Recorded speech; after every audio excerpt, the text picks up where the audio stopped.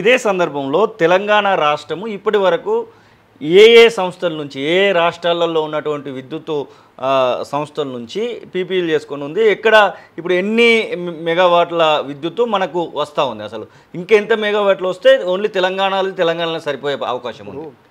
2023-24 అంటే మొన్న మార్చి దాకా 13,000 మిలియన్ యూనిట్ల పైన మనకు మిగులు ఉంటుందని డిస్కమ్లు చూపించినాయి. అందులో 6,884 మిలియన్ యూనిట్లు ఛత్తీస్గఢ్ నుంచి వస్తుందని. అది రాలేదు కనుక అది తీసేసినా కూడా ఇంకో 6,500 మిలియన్ యూనిట్లు సర్ప్లస్ ఉండాలి మనకి.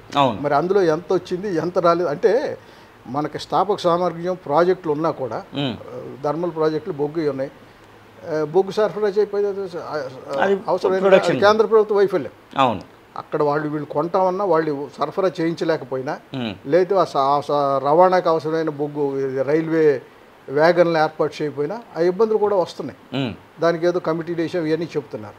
లేదు వీళ్ళు జన్కోలు వీళ్ళు డబ్బు చెల్లించలేక ఇక్కడ ఆర్థిక డిస్కామ్లు వీళ్ళకి చెల్లించాల్సిన బకాయిలు పెడితే వాళ్ళ దగ్గర డబ్బు లేక అది చెల్లించలేక వాళ్ళు సప్లై అప్ ఇలాంటి రకరకాల కారణాలు ఉంటాయి. దాంతో ఏమవుతుంది, ఉత్పత్తి సామర్థ్యం ఉన్నా దాన్ని పూర్తిగా వినియోగించుకోలేని పరిస్థితి.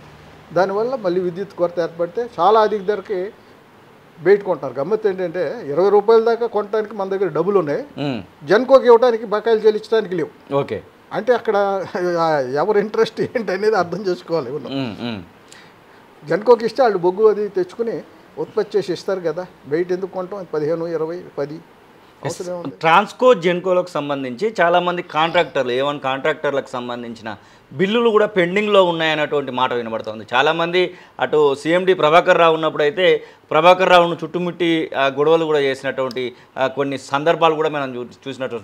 నిజంగానే ఎంత మేరకు ఈ బిల్లులు పెండింగ్లో ఉండొచ్చు అంటారు? అసలు ఎలక్ట్రిసిటీలో కనీసం నెల రోజులలో బిల్లులు పడతాయన్నటువంటి ఎలక్ట్రిసిటీ వ్యవస్థ కాస్త ఇట్లాంటి పరిస్థితికి ఎందుకు దిగజరిగింది? అదే ఇందాక చెప్ప ఇలాంటి కారణాల వల్ల ఒకటి ఏంటంటే ప్రభుత్వం సబ్సిడీ ఇస్తుంది, ఛార్జీలు పెంచుతున్నారు. అవును, అలాగే ఇంకా కమిషన్ నిర్ణయించేసినప్పుడు అవన్నీ సర్దుబాటు అయ్యేటట్టే ఛార్జీలు నిర్ణయిస్తుంది. ఆ కమిషన్ ఆర్డర్ ఇచ్చాక ఇంకా అనేక కారణాల వల్ల ముందే అవన్నీ వస్తాయని మనం అనుకోవచ్చు. వీళ్ళ వ్యయం పెరగచ్చు, లేదు వీళ్ళ ఆదాయం అనుకున్న దానికంటే తక్కువ రావచ్చు, అదనపు రెవెన్యూ లోటు వస్తుంది. దాన్ని ట్రూ అప్ క్లెయిమ్స్ కింద అందులో పర్మిసిబుల్ ఎంతవరకు ఉంటే అది కమిషన్ అనుమతిస్తుంది. అవన్నీ కూడా ఏంటంటే డిస్కామ్లకి ముందు వెనుక వస్తున్నాయి. వచ్చినప్పుడు వాళ్ళకి నష్టాలు రావడానికి అవకాశం లేదు. ఎక్కడ వస్తుందో ప్రాబ్లం, ఈ అదనంగా అప్పులు ప్రభుత్వం నుంచి సబ్సిడీ సకాలంలో రాకపోతే ఇబ్బంది. అవును, వినియోగదారుల నుంచి ప్రైవేట్ వాళ్ళ నుంచి కూడా అవి వసూలు చేయకుండా అవి 1000 కోట్లలో పెరిగిపోతే అవన్నీ ఇబ్బందులు. అవును, వీటి వల్ల ఏమవుతుంది, వాళ్ళు మళ్ళీ అదనంగా అప్పులు చేసి మళ్ళీ ఈ అవసరం మిగతా అవసరాలు లేదు డిస్కామ్లకు జన్కోలకు చెల్లించడానికి, విద్యుత్ కొనుగోలుకు చెల్లించడానికి, లేకపోతే ఇంకా వాళ్ళ పెట్టుబడి ఏం పెట్టే ఈ వ్యవస్థల్ని ఇంప్రూవ్ చేసి వైడెన్ చేయడానికి అటన్నిటి ఖర్చులు చేస్తారు. అదంతా జస్టిఫైడ్, అది కాదంట్లా. అయితే ఒకటి అది ఆ చేస్తున్నవి ఏమంతా న్యాయంగా ఒక పద్ధతిగా జరుగుతుందా, లేకపోతే అవసరానికి మించి చేస్తున్నారా అవన్నీ క్షుణ్ణంగా పరిశీలించాలి. అక్కడ ఏమీ లేదు, అంత చక్కగా జరుగుతుందని అనుకోవటానికి లేదు. ఎందుకంటే మనకు సిఏజీ రిపోర్ట్స్ అప్పుడప్పుడు వచ్చినప్పుడు వాటిలో ఇవన్నీ ఎత్తి చూపుతున్నారు. మీరు ఇంత తక్కువ కొనాలని ఇంత ఎక్కువ ఖర్చు పెట్టారు, అవన్నీ ఉన్నాయి ఆన్ రికార్డ్. అందువల్ల ఇలాంటివన్నీ ఏంటంటే అవి సరిదిద్దుకోవాలి. తర్వాత ఇప్పుడు కేంద్ర ప్రభుత్వ స్థాయిలో ఇందాక చెప్పినట్టు ఈ బొగ్గు ధరలు కానీ ఇవన్నీ, లేకపోతే ఈ రెన్యూబుల్ పవర్ పర్చేజ్ ఆబ్లిగేషన్స్ అని రుద్దటం కానీ, లేకపోతే మిగతా చాలా అంశాలు ఉన్నాయి, ఇప్పుడు అన్నీ డిస్కస్ చేయడం. అందువల్ల అనేక కారణాలు ఉన్నాయి. వీటన్నిటి వల్ల పడే అదనపు భారాలు విపరీతంగా పెరుగుతున్నాయి. మనకి ఏదైతే సబ్సిడీ ఇస్తున్నాం అంటున్నామో రైతులకు కానీ లేకపోతే కానీ అందులో అత్యధిక భాగం వీటికే పోతున్నాయి. ఓకే, న్యాయంగా వాళ్ళకి పేరుకు మనం సాధ్యమైనంత తక్కువ వ్యయంతో ఉత్పత్తి చేసి సరఫరా చేయించగలిగితే ఇంత సబ్సిడీ ఇవ్వాల్సిన అవసరం కూడా ఉండదు కదా. అవన్నీ విపరీతంగా పెరిగాక మీకు సబ్సిడీ ఇస్తున్నామంటే వాళ్ళకి ఇస్తున్నాం. సబ్సిడీ ఇస్తుంది వాళ్ళకి, ఏది ఉత్పత్తిదారులకి ఇంకా మిగతా వాళ్ళకి.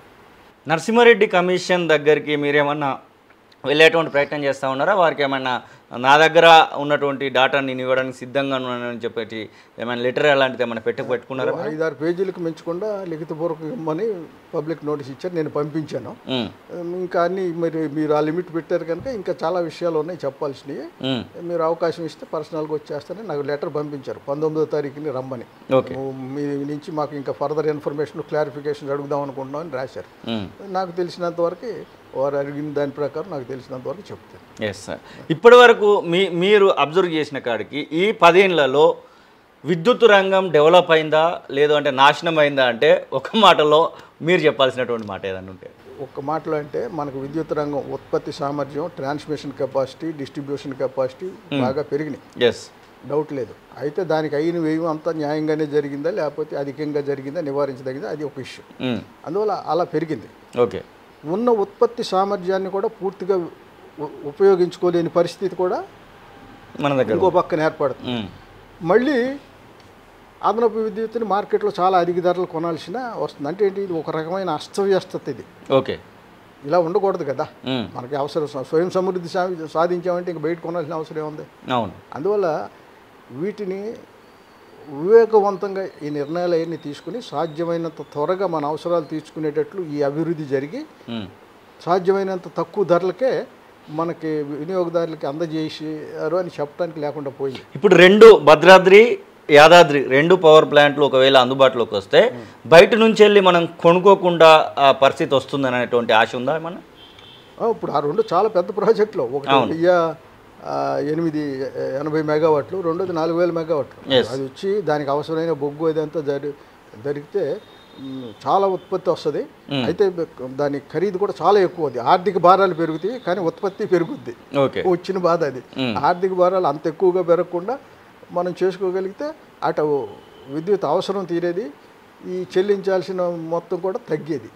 అక్కడ ఈ అసమతూకం అనేది వచ్చేసింది. అది అసలైన తొలి వెలుగు. ఫాలో వాట్సాప్ @తొలి వెలుగు official.